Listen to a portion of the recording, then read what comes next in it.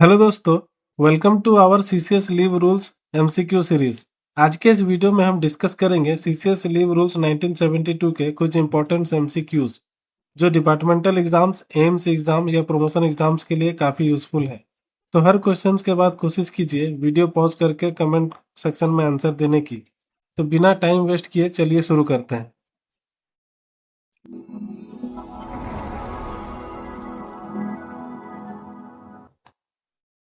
CCS leave rules के MCQ start करने से पहले चैनल पर अपलोडेड सीसीएस लीव रूल्स का वीडियो जरूर देख लीजिए। इससे आपका कॉन्सेप्ट क्लियर हो जाएंगे और आप एमसीक्यूज को बेहतर तरीके से सॉल्व कर पाएंगे। तो चलिए देखते हैं पहला question. Which of the following is true regarding leave as per rule 7(1)। Rule 7 sub rule 1 के अकॉर्डिंग कौन सा स्टेटमेंट सही है? Leave is a right of the employee. Leave cannot be claimed as a matter of right. Leave must be granted whenever applied for. The sanctioning authority cannot refuse leave. इसका सही answer है option B, leave cannot be claimed as matter of right. Leave rule 7 sub rule 1 clearly कहता है कि leave employee का absolute right नहीं है। साथ ही में कुछ एडिशनल फैक्ट्स भी नोट कर लीजिए। लीव सैंक्शनिंग अथॉरिटी लीव को रिफ्यूज या रिवोक कर सकती है, लेकिन अथॉरिटी एम्प्लॉय के द्वारा अप्लाई की गई लीव की कैटेगरी को अल्टर नहीं कर सकती। मतलब आप अगर ईएल अप्लाई किए हैं तो अथॉरिटी मना कर सकती है, पर ये नहीं कह सकती कि आप ईएल के बदले सीएल ले लीजिए। What is the maximum continuous period for which any kind of leave can be granted to a government servant except with presidential sanction? मतलब नॉर्मल सर्कमस्टांसेस में कंटिन्यूस लीव कितने मैक्सिमम कितने दिन के लिए ली जा सकती है? ऑप्शन से 2 इयर्स, 3 इयर्स, 5 इयर्स, 10 इयर्स। तो सही आंसर होगा option C, 5 years. Normal circumstances में कंटिन्यूस लीव की मैक्सिमम लिमिट 5 इयर्स है। 5 इयर्स से अधिक लीव के लिए प्रेसिडेंट की सैंक्शन आवश्यक होती है। इस लिमिट में एक्स्ट्रा ऑर्डिनरी लीव भी इंक्लूडेड होती है। Within how many days of completing a spell of leave can a government servant apply for its conversion into another kind of leave? मतलब आपने एक तरह का लीव लिया है और उसको आप चाहते हैं कन्वर्ट कराना दूसरे लीव में, तो वो कितने दिनों के अंदर आपको रिक्वेस्ट देना होता है? ऑप्शन है 15 days, 30 days, 45 days, 60 days. Correct answer होगा option B, 30 days. Leave conversion के लिए रिक्वेस्ट लीव खत्म होने के 30 दिन के अंदर देनी होती है। कन्वर्जन तभी अलाउ होगा जब एम्प्लॉय के लीव अकाउंट में वो लीव अवेलेबल हो। ध्यान रहे, रेट्रोस्पेक्टिव कन्वर्सन ऑटोमेटिकली अलाउ नहीं होता, उसके लिए रूल्स के अकॉर्डिंग अप्रूवल की जरूरत होती है। Can the leave sanctioning authority alter the kind of leave due and applied for? क्या लीव सैंक्शनिंग अथॉरिटी लीव की कैटेगरी को चेंज कर सकती है? तो ऑप्शन है yes, based on public service exigencies. Yes, if the employee has a low leave balance. No, they can refuse or revoke it, but not alter the type. Only with the permission of head of the department. तो correct answer होगा option C, no. Authority leave को sanction, refuse या revoke कर सकती है, लेकिन leave की category को चेंज नहीं कर सकती। अगर एम्प्लॉय ईएल अप्लाई करता है तो अथॉरिटी उसे अपनी तरफ से हाफ पे लीव में कन्वर्ट नहीं कर सकती, भले ही वो मना कर सकती है। Which rule prohibits an official on leave from taking up any service or employment elsewhere without prior sanction? Option है रूल 7, रूल 10, 12, 13। तो करेक्ट आंसर होगा ऑप्शन डी, रूल 13। रूल 13 के अनुसार कोई भी गवर्नमेंट एम्प्लॉय लीव के दौरान किसी दूसरी नौकरी या सर्विस को प्रायर सैंक्शन के बिना ज्वाइन नहीं कर सकता।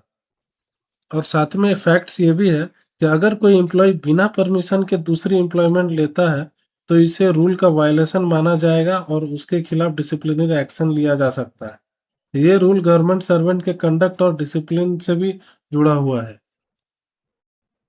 Eight what rate is earn leave credited to a government servants account? Government servant के अकाउंट में ईएल कैसे क्रेडिट होता है? ऑप्शन है 10 days on January 1st and July 1st, 15 days on January 1st and July 1st, 20 days on January 1st and July 1st, 30 days at the end of the year. तो इसका सही option है option B, 15 days on January 1st and July 1st। EL साल में 2 बार advance में credit होती है, जनवरी को और जुलाई में।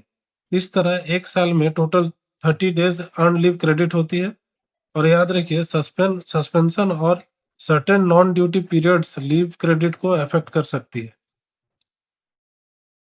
What is the maximum number of days of earn leave that can be accumulated? Option है 240 days, 300 days, 315 days, no limit.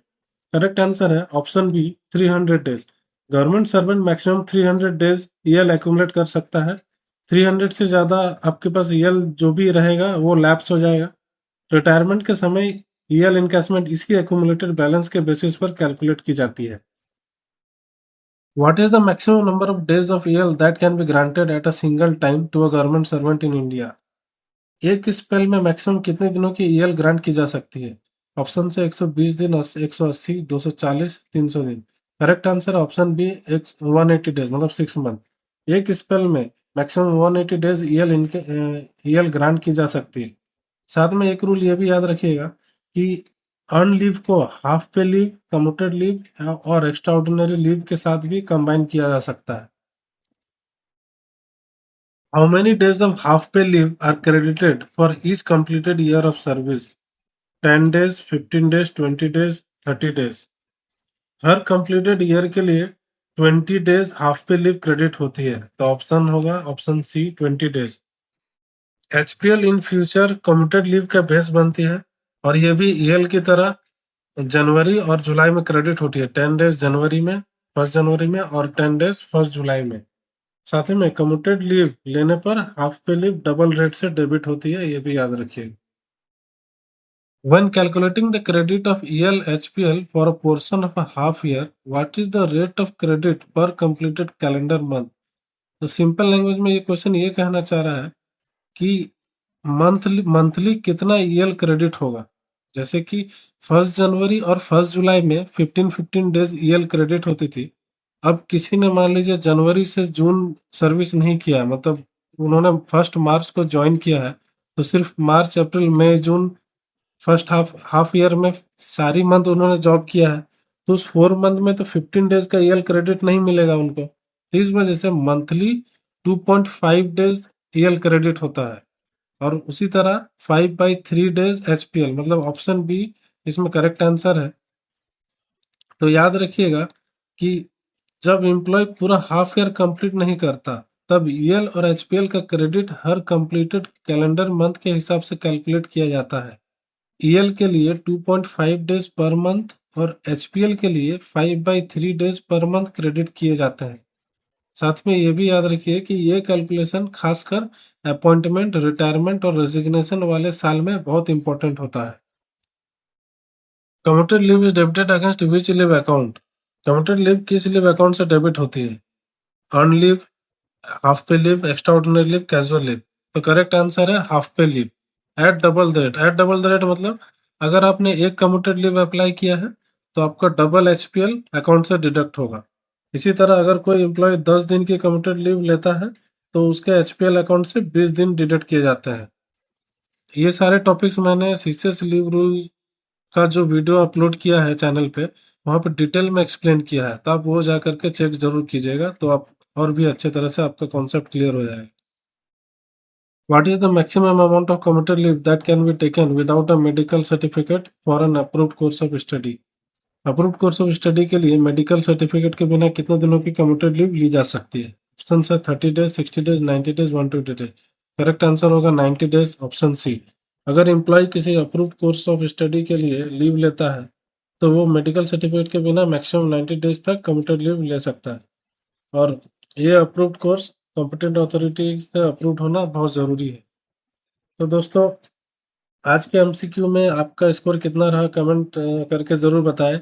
Video helpful लगी हो तो लाइक करें, शेयर करें और सीसीएस रूल्स के ऐसे ही इंपॉर्टेंट एमसीक्यूज के लिए चैनल को सब्सक्राइब करना ना भूलें।